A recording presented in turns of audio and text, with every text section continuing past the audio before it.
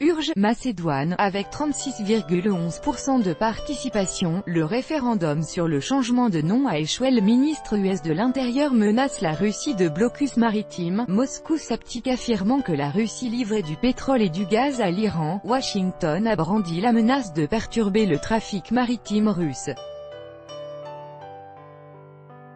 Une déclaration qui n'a pas manqué de faire réagir à Moscou, des hommes politiques russes dénonçant un « non-sens ». Les États-Unis pourraient ordonner un blocus maritime de la Russie pour empêcher de livrer ses hydrocarbures au Moyen-Orient.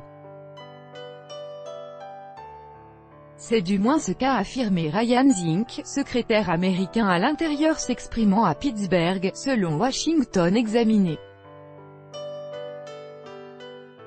Nous avons les moyens, grâce à notre marine, de nous assurer que le trafic maritime reste régulier, et si besoin, de le bloquer de sorte à empêcher les hydrocarbures d'atteindre le marché, a-t-il déclaré.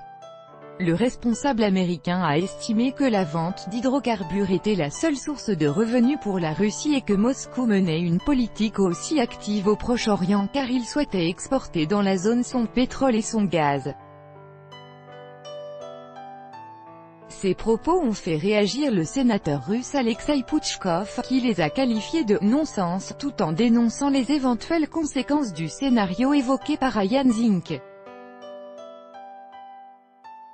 Ryan Zinke, secrétaire américain à l'Intérieur, a accusé la Russie de vouloir livrer des ressources énergétiques au Moyen-Orient, et nous a menacé d'un blocus maritime, a écrit l'homme politique sur son compte Twitter.